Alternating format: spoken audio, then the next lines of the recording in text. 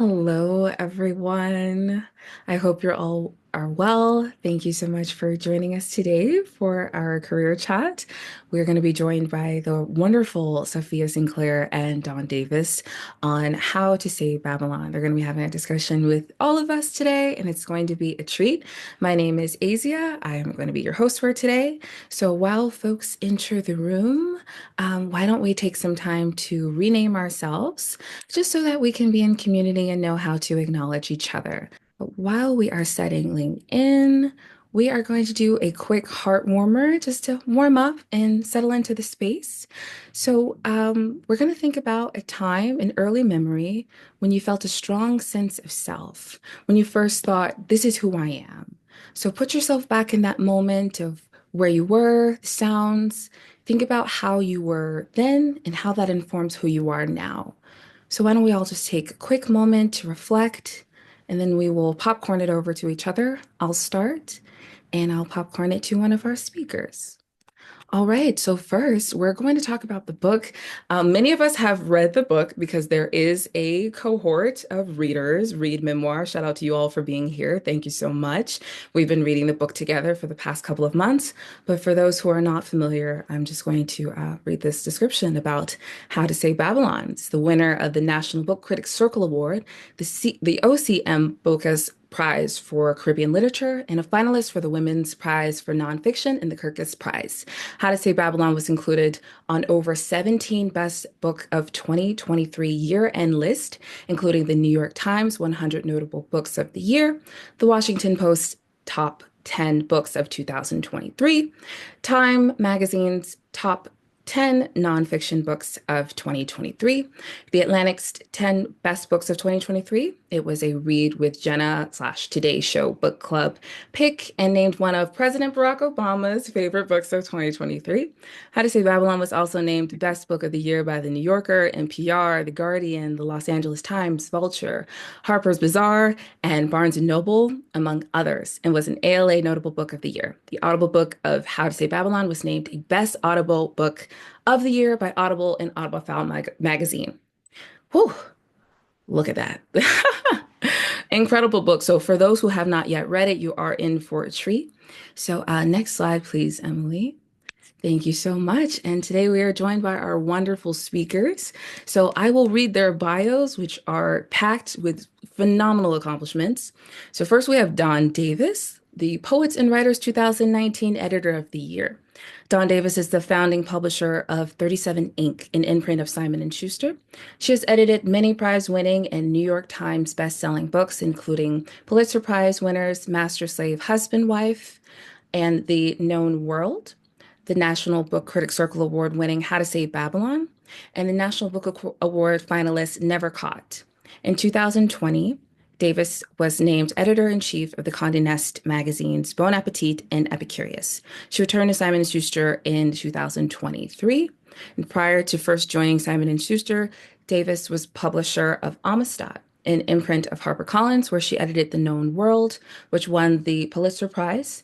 Steve Harvey's Act Like a Man, Think Like a Woman. Oh, nope, that's not right. Act Like a Lady, Think Like a Man. There we go. Y'all know it. Some of you might be too young though, but which was one of the best-selling books of the decade and The Pursuit of Happiness.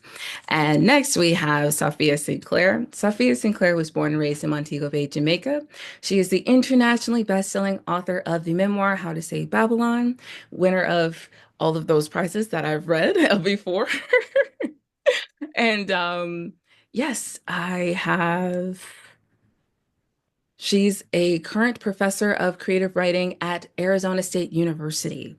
So, yes, please welcome our speakers. Give them a lovely virtual round of applause. Do a spirit finger, do an emoji, welcome them into the space. Safiya, Dawn, how are you today? Good. Happy to be here. Lovely, lovely. We're happy to have you. Um, Likewise. Thank you for having us. Oh, thank you so much, Don. It's been it's a pleasure to have you. And I'm excited to ask a couple of questions that I have. I've asked our participants to come with their own questions during our Q&A. So, Don, would you tell me about the editing process for How to Say Babylon? How did you know what needed to be expounded upon, what to cut, and when to dig deeper? Well, the book, the original manuscript had so many great scenes.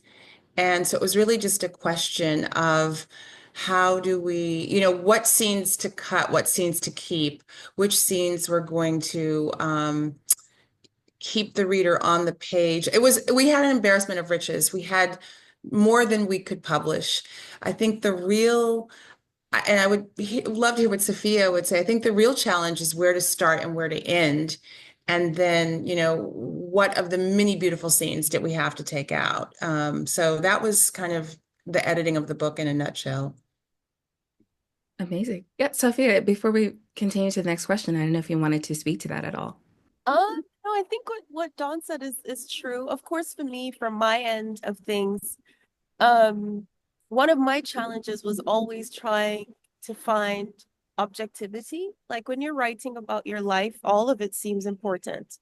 And so already in the process of writing, I had to filter out moments that out of every moment you've ever lived, I had to kind of decide what of the moments of my life were ones that I thought were useful in telling the story.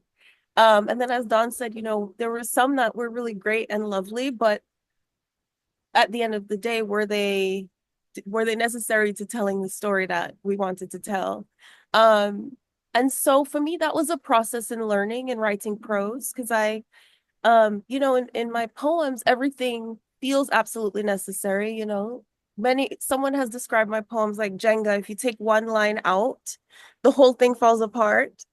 And so in writing prose and working with Dawn was also learning that editing process and learning to have a very objective eye, to not feel too precious about everything and to say, it's okay, I can take this scene out and the book will be better for it. And so for me, it definitely was a learning process, but one that I'm ultimately grateful for. Lovely. Thank you so much for sharing. Yes, I'm curious, Don, how you were able to strike that balance with Safiya being a wonderful, amazing poet, and I'm sure there being so much poetic language incorporated into the manuscript. What was that process like? So every manuscript that you edit is different. And I want to acknowledge we had an editor, the book was bought by many countries, but the British editor, Kish, brought it early on. And we really kind of worked together. And so I want to acknowledge her here in this space as well, another woman of color who worked on this. The line by line, Safiya is a beautiful writer. And so every manuscript is different. And some manuscripts you are kind of almost rewriting a line or two here, asking the writer, like, I think this is what you meant to say. And I think this is a more succinct, beautiful way to say it. With Safiya, there was none of that. There was no, I would say line editing per se. There was just more like, is this the place you want to reveal this feeling? Or is this where this scene should go here? Or should we move it toward the end of this chapter? And I remember, Safiya, we were working on a few like really critical pieces, one of which was how to end, and how to introduce this idea of you seeing your future self. That toward Yes. the end was what we spent a lot of our, I would say, editorial energy on, Yes. beyond again just trimming because there were just so many great scenes. Yes, because there is a moment, if you've read the book, where the book begins is actually about two-thirds, it happens two-thirds of the way through my story. So I begin when I'm 19.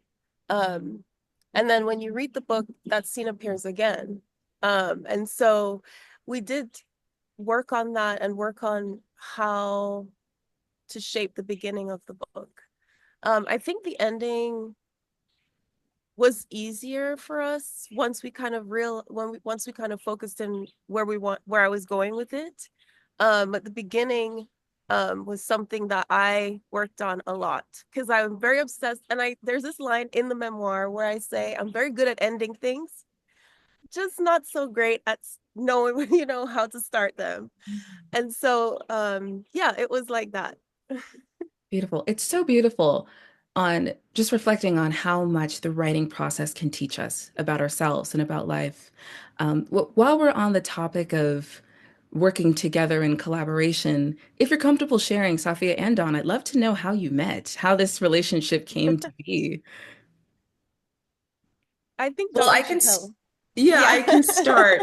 So the process, if you're lucky, you have an agent, and she has a wonderful agent, and that's an interesting story. I also love to hear how you met your agency. I think that's really interesting because you guys have a very tight relationship, and there are different kinds of relationships that you can have with your agent. But she sent it out what we call wide. It went to all the major publishing houses as well as some of the smaller houses, I believe.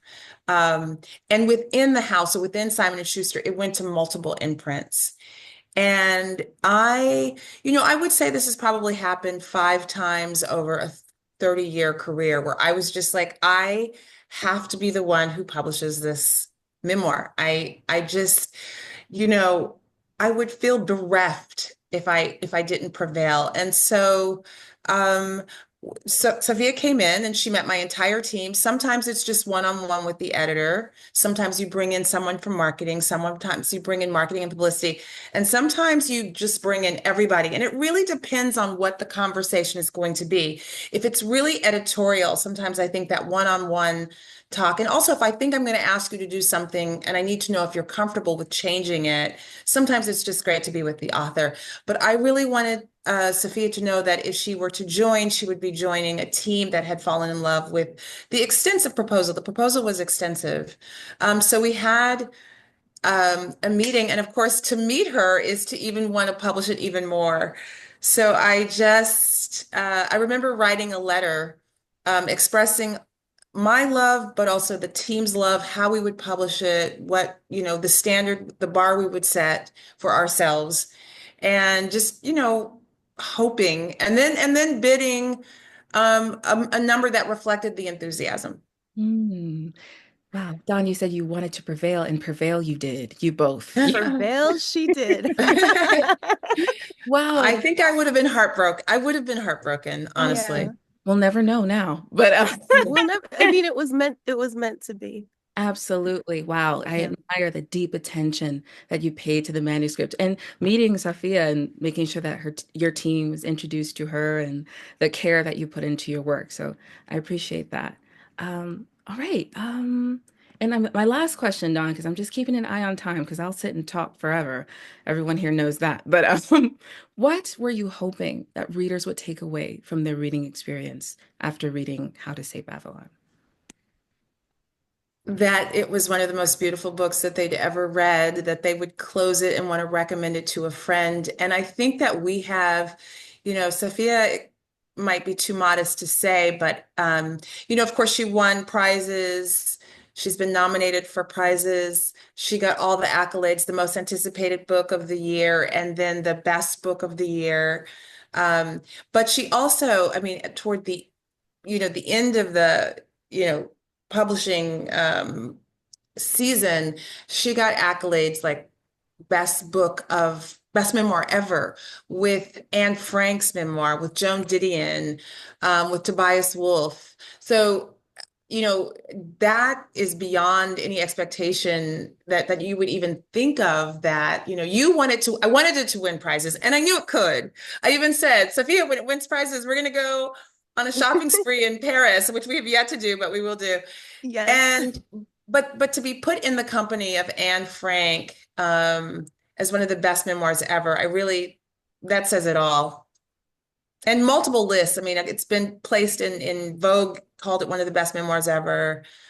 I think what was the magazine in the UK? think it was the standard The Standard, yeah. So, and Kirkus also now.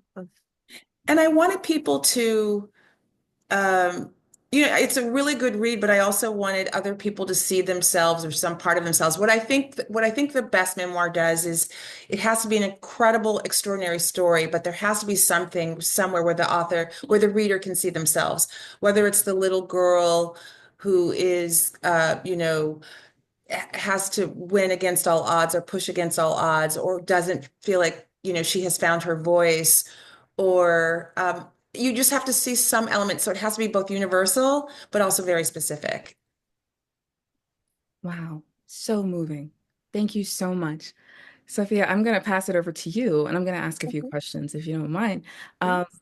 we've talked a lot about process, and I'm actually curious, as a poet myself, how did you approach writing, and was craft something that was important to incorporate into your writing? I think Dawn knows the Yeah. answer.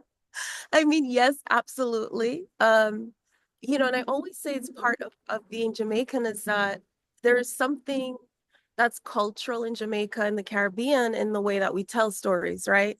So I always say we're not just gonna tell you a story. No, you have to pull up a chair. I'm going to tell you a story. And so for me, it was very important to kind of mirror our folklore traditions that when I'm telling you the story, I wanted to imbue it with the color, the texture, the taste.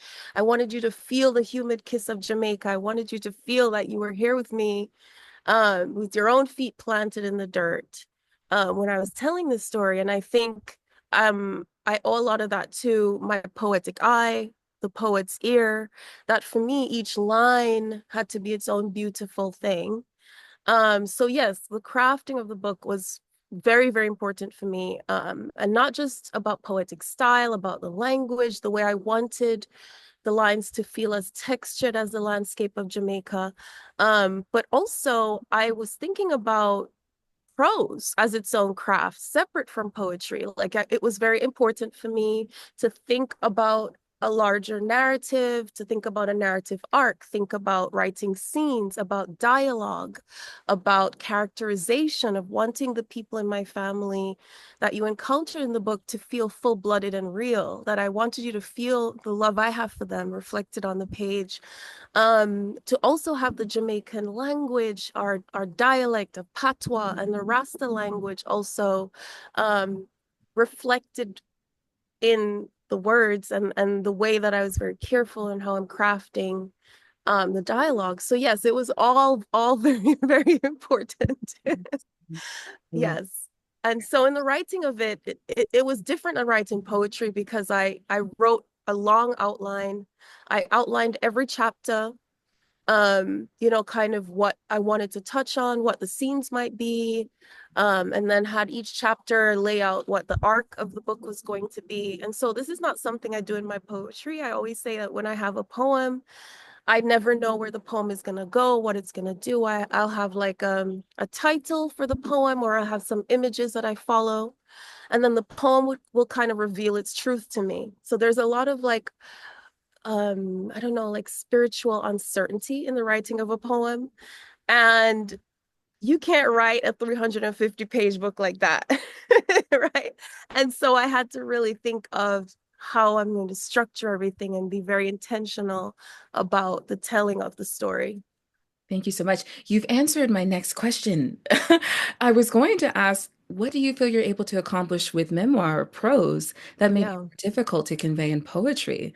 Yeah. I don't know if you wanted to speak more. You've answered it, but if I there's mean, it's just that what I said. I had a chance to really um think a lot about scene making, about making chapters, about dialogue and what how I wanted dialogue to work, how I wanted dialogue to propel the story, to propel your idea of this character or who is a real person. But um and that's not something that I do in my poems, and so um prose allowed me to kind of stretch my capacity as a writer in different ways that were also pleasing, but different than poetry.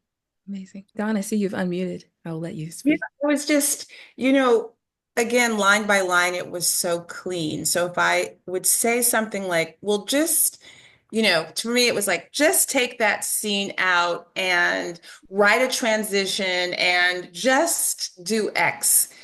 And I, would expect it back in, I don't know, like 3 weeks, maybe a month.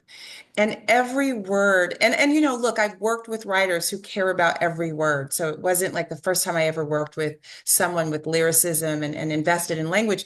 But honestly, every word is so important to Sophia that I realized maybe like a year in that there was no just, like I wasn't going to get an easy fix.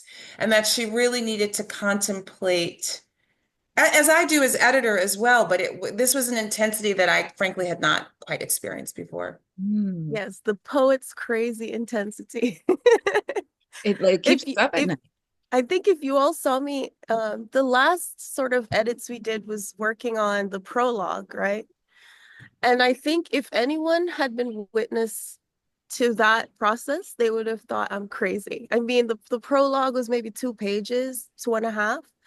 And I would read this thing over and over and over out loud, over and over, because I wanted, particularly in the prologue, everything to be just exactly as I was hearing it in my head because Yeah. I'm like, this is the first thing anyone's gonna read when they pick up the book.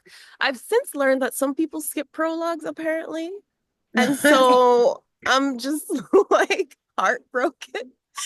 But in my mind, it's like this is the first thing anyone's gonna read, so I need it to sound exactly as I'm imagining. And so that's when the poet came out. Most especially when I was working on that prologue, I read it out loud as if it were a poem. Yeah. Those who know, know. The Those girls that get it. clock it. Exactly. Yeah. Wow. Oh my goodness. This is just amazing to hear the diligence and the precision that you've both put into this beautiful memoir. But Safiya, I have another question for you. Not my Yes. last, but so your memoir contains a multitude of histories, that of Jamaica, Rastafari, your familial history, your personal history. Can you tell me about the intersectionality of these histories and how you were able to convey it in this beautiful, cohesive memoir? Thank you. You know what? I love talking about craft. I think a lot of the time people want to be like, how's your mom? Which is fine too, but I like talking about craft. For me, like most people living in the African diaspora, it's impossible to separate your own personal history from world history. I always say, even the fact that I speak English is not separate, it's not separate from the history of enslaved Africans being brought to the Caribbean. And so it's not possible to tell the story of Jamaica or of a Jamaican family or a Jamaican life without also talking about colonial history, and talking about post-colonial history and writing about Rastafari. It wasn't possible to tell my story without telling my father's story and his connection to Rastafari. And it wasn't possible to tell the story of Rastafari without talking about Rastafari history, which is connected, as you know, to colonial history, which is deeply rooted and entwined with Jamaican history as well. And so for me, it was always important to show in the book the ways that all of these histories are kind of braided and entwined. And so, people who might not have known these histories or only think of Jamaica as like, a postcard idea of paradise could come to the book and have a deeper sense of what our history is here, what our culture is here. When you come here, you might think again and have a different depth of understanding of Jamaica and all its richness. So that was very crucial to me. But I didn't want it to read pedantic. I didn't want it to read like, now I'm going to give you a history lesson. I wanted it to feel very organic. I wanted it to feel that it was absolutely essential to telling my story. And so some of those scenes where I'm describing, Rastafari history, or I'm talking about the history of the, tourism in Jamaica, or, some of those places where I kind of pause to give you this deeper understanding, I spent a lot of time as well on the language I was using so that it would also read beautiful. Like it would also um, seem that it wasn't just information I'm giving you, but that it mattered how I said it. Absolutely. And speaking of your mother, I hope she had a wonderful Mother's Day. She did. She did. I surprised her. She's in Pittsburgh right now with my sister. helping to take care of my baby niece, and I surprised them. She had no idea I was coming. I walked through the door and she screamed. She was so happy. So yes, we had a beautiful Mother's Day together. I'm so glad to hear that. It's nothing like a surprise pop-up. Like that is just the I best. know. I love a surprise pop-up. Oh my goodness.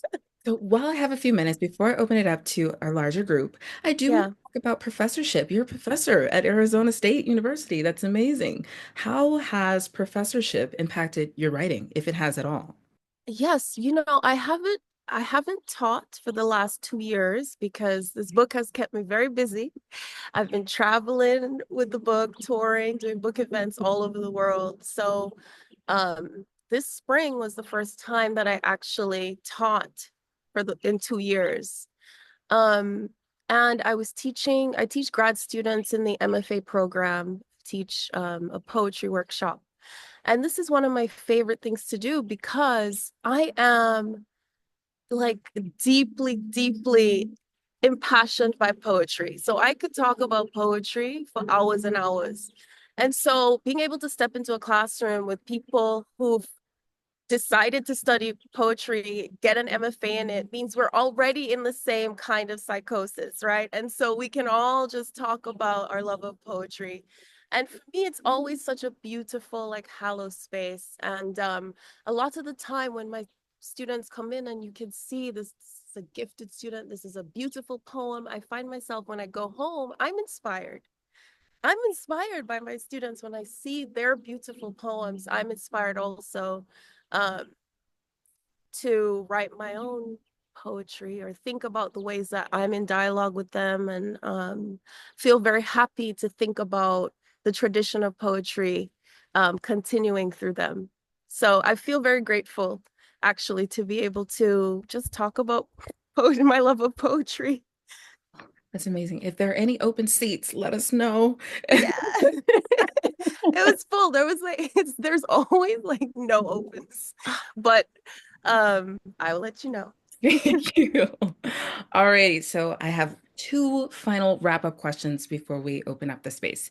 So, Safiya, you've had an extensive, and you currently have an extensive journey with Yeah. writing, from publishing as a teen to pursuing an MFA to getting a PhD to now being a professor and writing books.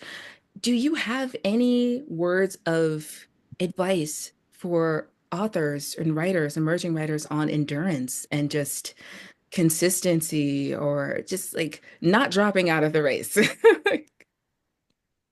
Um, I don't know if I'd use the word endurance because I think if you love it, it should feel like you cannot live without it, right? And so you should kind of make your writing such a big part of your life. I mean, so you're talking to somebody who, like, I wrote my first poem at 10. So I'm always trying to think, well, not everybody has that journey. Some people come later. But I think my answer is always, read everything. I feel like it's the answer that sometimes people don't really want to hear because it's like, I have to do all this work. I'm like, yes. Actually, if you just read everything and kind of figure out who you love, why do you love them? Who are you in dialogue with? Who are the writers who are on your family tree? Who's speaking to you and why? I think that fire in you will always keep burning if you keep feeding it and nurturing it. And the best way to do that is, I think, through reading. It's beautiful. Thank you. And lastly, Yeah. I'll close with this. What does freedom look like to you? I think my answer to this question is so shaped by the way that I was raised. With the sense of not always feeling like I had the freedom to think who I wanted to think or be who I wanted to be or dress who I wanted to dress. And so once I decided that I really wasn't going to be restricted by those rules anymore, I had a deeper understanding of what freedom meant, which is just wanting to be myself. And so if every day I wake up, I get to be that person that I saw that not the one in the book, but the other one. The woman who is free to live life on her own terms, define womanhood for herself, um, to be able to pop up and surprise my mom on a Sunday and fly to Jamaica on a Monday, and to be able to um, sit with people, sit in a coven like I am now with you, and to talk about writing and talk about art and the way that it moves me and the way that it has the capacity to expand the imagination and to change a life. I think that's freedom. Beautifully said. Thank you so much. Well, Yeah. yes, I love that initiation, Dawn. It's a little clap, little virtual clap, spirit fingers, whatever you feel, give it. Yes. All right. Ooh, okay. It was so beautiful. I had to take a breath. So, all right. So, Emily, if we can move to the next slide, I actually don't think we need slides. We can get rid of those so we can all see each other. If folks feel comfortable coming off camera or on camera so we can see your faces. So folks, it's time for Q&A. I've asked my questions. I'm going to be quiet. If you have any questions of your own that you'd like to ask Dawn or Safiya, feel free to raise your virtual hand or come off mute and speak out or drop a note in the chat.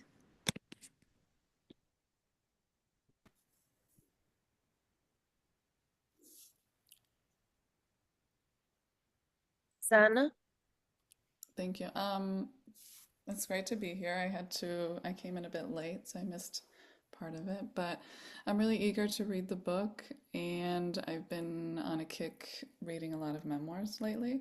And I wonder, I especially appreciate those that kind of take a hybrid approach and include kind of personal histories and national histories braided and woven in with just personal anecdotes and stories.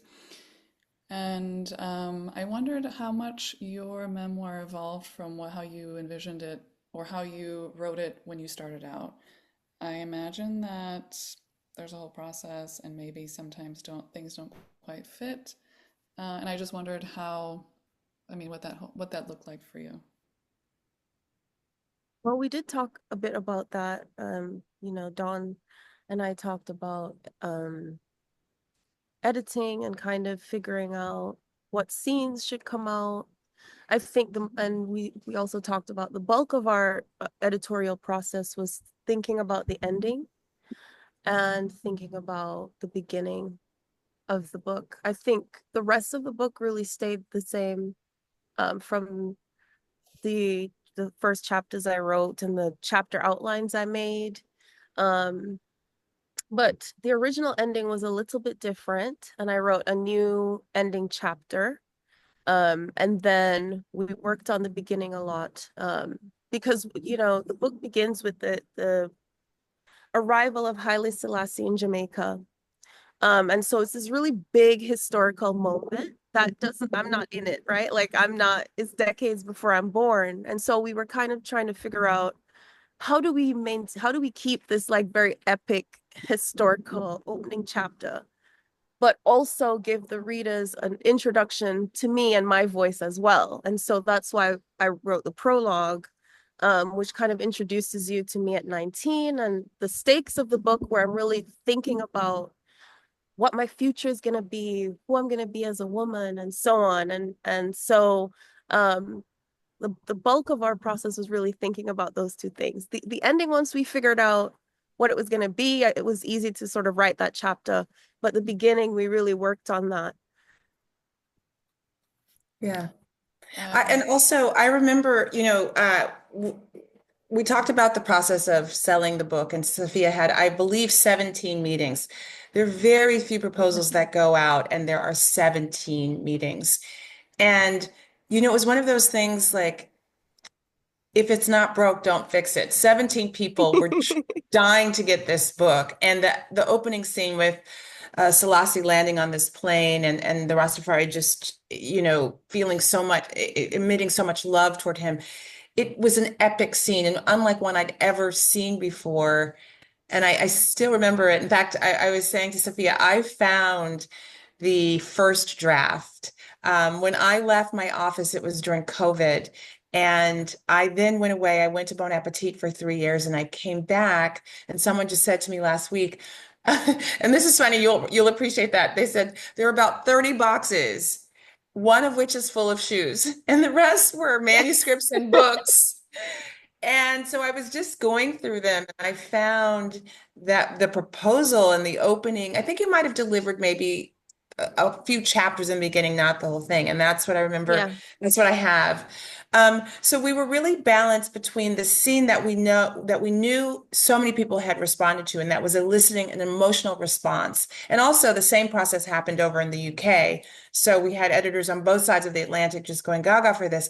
But then also, how do we start with a more intimate opening? And also something that was going to tell us what the book was about, which was really kind of Safiya's development, as opposed to this kind of epic historic moment. So it was a really interesting process. And I think it's one that, again, most of the edit was just like, this is a great scene, but we have too many great scenes. So let's either shorten this one to make room for the other one, or let's just omit it altogether. This was really hard. I think this is where a lot of our kind of intellectual energy was consumed in the editing process, as Safiya said. Yeah. Where to cut, what to cut. And I would tell Dawn and Kish, you tell me what to cut because I love it all. Yes, I yes, lived it and I wrote it. yes. And we still had some trouble finding what to cut. We even cut a whole chapter by the end, which I never thought would happen. If you told me at the beginning of the process that I would cut a whole chapter, I'd been like, no. Yeah, because the book came in with 70 pages. The proposal was about 70 pages, as I recall. It was I don't long. remember. Yeah. Yeah, anyway. Hmm. Thank you so much. That's really helpful, especially the way that you framed it, which is to say, like, how all of these historical forces or the context, like, what did that allow for you in terms of your own personal trajectory, like, what kind of woman you would develop into. Mhm. And yeah, so I really like that. Thank you. Thank you. Olivia, I see you put a question in the chat. Would you like me to read it?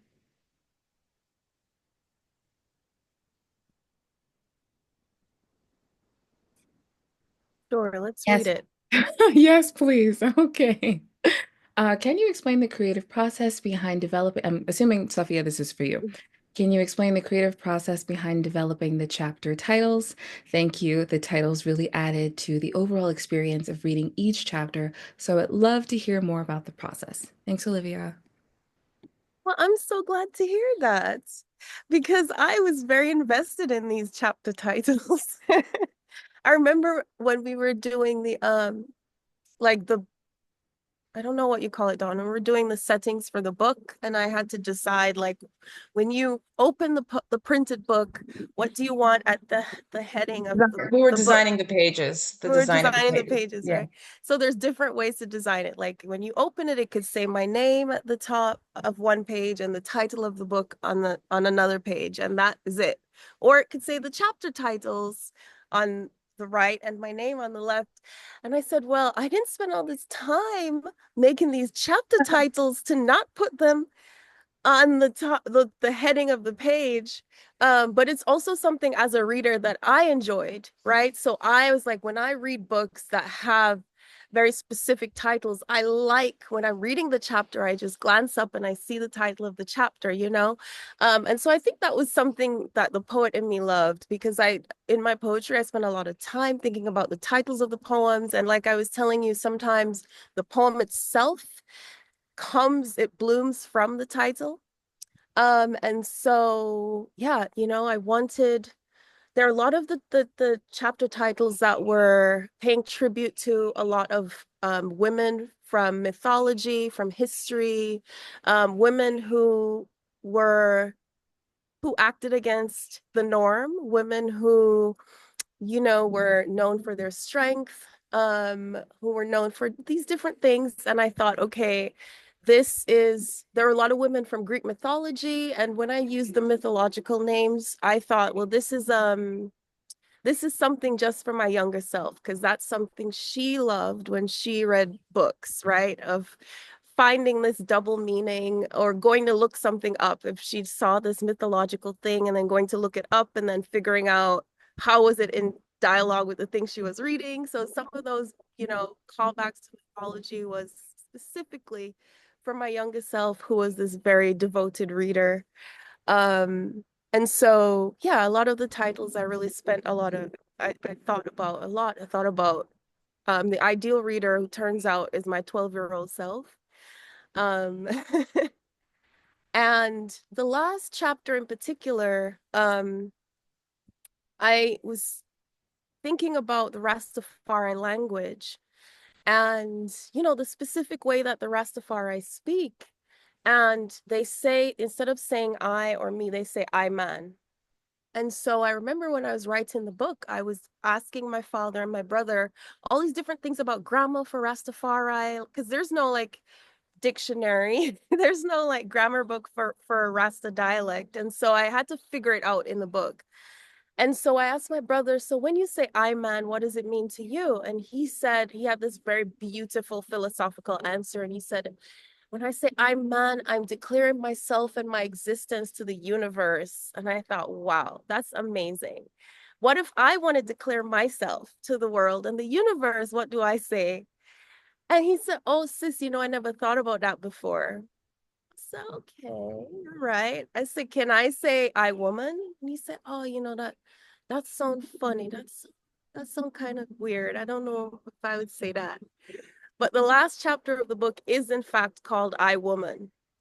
And so I wanted to end on that note where it's, you know, a declaration of this is who I am. This is where I am. And I'm going to invite myself into this space, even if I'm not always welcome. I love that. I love that. I love that. I will say also, actually, just hearing you speak though, um, this has come up in another discussion. Like, did you and I get into any kind of discussion where you wanted to bring something in and I was like, no, no, that's too much, or that's too, ethnic, or too this or too that. We never had those discussions, but I do remember asking for a couple title changes. I was like, this is too erudite. No one's going to know what that means. Do you remember And that? I So was now like, no. And I was like, yeah, no, I'm not. yeah, I'm yeah, like, yeah. you can look it up. A part Yeah, of the yeah, yeah, yeah. pleasure is actually you don't have to know everything. There's pleasure in the journey of, because that's what I Exactly. loved when I was a reader, you know. Well, I mean, when I was a young reader, I'm still a reader, obviously. But yes. Yeah. Yeah, so it was just like we definitely had these moments where the title was something that we spent a lot of time also talking about. It came in with the title, and you were pretty much like, I'm open, but you better bring me something better. And we just never crossed that bridge. And, it's a beautiful title in the end. So. Which is Thank just to you. say, like, books go through a process. And if you're lucky, most of it is just all uphill. But every once in a while, inevitably with your editor or your publishing house, you will have discussions about title or subtitle or all of the things. Yeah. I just want to add also that um, you know, we've talked about briefly about the process of like having these 17 meetings and meeting all, you know, I probably met like every publisher in New York City and they all like rolled out the carpet, and it was kind of like the Bachelorette where you have to like, who am I giving my final rose? But part of what I always wanted was to work with a woman of color and particularly a Black woman. And I, you know, my luck that Dawn and I met. And if you don't know a lot about publishing, there's not a lot of Black women in publishing. And so for me, it's always something that I'm so grateful for, that Dawn and I met and that we clicked and that she was the one. You know, it was written. And Yeah. as she said, even my British editor, she is a British Sri Lankan woman. And so for me, having this dream team of two women of color, I think was something I feel so blessed to have. So there was never any discussions of, oh, this dialect here, or what does this mean, or why do you say this thing about your hair? It was like, no, she already understands where I am, where I'm writing from, where I'm coming from. And for me, that was so, so, so invaluable. So thank you, Dawn. Oh, it was honestly a gift of mine. And in fact, Sophia knows this. I left publishing. We continued to work together even when I was away. But the book that made me come back was this one. I just thought, I cannot watch this publish from afar. And so They I had always to, come back. they always come back. Yes. So, I hate to soil the fun, but it looks like we have time for one more question. Okay. Katie, I see you have your hand up. Oh, there you are. Hi, I'm Heidi. Nice to meet y'all, and thank you so much for having this amazing event. I'm super inspired. Um, I'm learning firsthand that writing memoirs, I'm taking a memoir writing class, it can bring out a lot of emotions. And so I'm curious, Safiya, what did you do to maintain your well-being and your mental health during the writing process? I always get asked this, and I feel like the answer is like, I spent a lot of time with the book, with the writing of it. There were a lot of times where I was writing it and I was crying as I was writing it. Even when I would revisit some of those moments and some of those chapters, I would cry again. And when I recorded the audiobook, I would also cry again. And so it was important for me when I was writing it, one, that I would, before I even started writing it, it was important for me to feel that I was ready to write it. Because I would never want to wouldn't want to hurt myself in the process of writing. And so this book has been on like a 10-year journey, right? Because when I first began thinking about writing the book was 10 years ago, more than 10 years ago. And when I sat down and started to try to write some of the chapters of the book, I felt that the wound was still too raw, that it was still too fresh, that I wasn't ready. And it wouldn't have been the book that I wanted to write. It wouldn't have been this book. And I didn't want to write the book from a wound, right? I wanted to write the book from a place of hope. And that meant I needed to live a little bit more life. I needed to get to a place where I felt like I could write it. And so the scene that happens at the end of the book, that last chapter, where I have this sort of moment with my father, it's just as I describe it in the book. That scene happened, and then I felt that sort of exhale, and I felt, okay, I think I'm ready to write this book. I'm ready to begin because now I know where it ends. And so for me, the most important thing that I tell this to students too that I'm teaching nonfiction is to know that you're ready to write the book, right? I think so that comes with time and distance, and that comes with having that space of objectivity to be able to relive some of those moments that are really hard. And then when I was actually writing it, and I write crazy like 7 hours straight from 11 p.m. to 6 a.m. And then when I was done at night, I would just turn on I Love Lucy. I'd never seen it before, but I was like, and this was during the pandemic too. And so I would just watch I Love Lucy after I wrote the chapters, and I would just be cackling in my bed. Just so, there was something that sort of brought me joy, that took my mind so far away from what I was doing. And it turns out, thank you, Lucille Ball. never knew this about you. I love Lucy. It's so good. It's so I love amazing. it. And so for me, this is what I did. Funny enough, my childhood nickname is Lucy because of that show. But Wow. But, Love it. thank you so much, Dawn and Sophia, for answering those questions and your lovely answers. We are going to have to move on for the sake of time so I can get you all out of here at 6, as promised. So, in Girls Right Now tradition, we are going to do some writing together. So, if you were writing a memoir, what would be the first line? If you've already written a memoir, like some of us, what is an alternative opening line you might use? So, we're going to take I think we have 5 minutes. Let's do 5 minutes. Emily's going to play some music for us and think about how you would want to open your memoir. if you were writing it? And if you've already written one, what's another way that you'd like to begin? Okay, folks, I hope that 5 minutes was generative and joyous for you. Sadly, due to just limited time, we won't be able to share today, but keep those lines to yourselves and feel free to expand upon them. I hope that you feel encouraged and inspired to do so. Stay in touch with our speakers. Follow them on Instagram, follow them on X, check out their websites, add them on LinkedIn. All of the information will be available in the chat.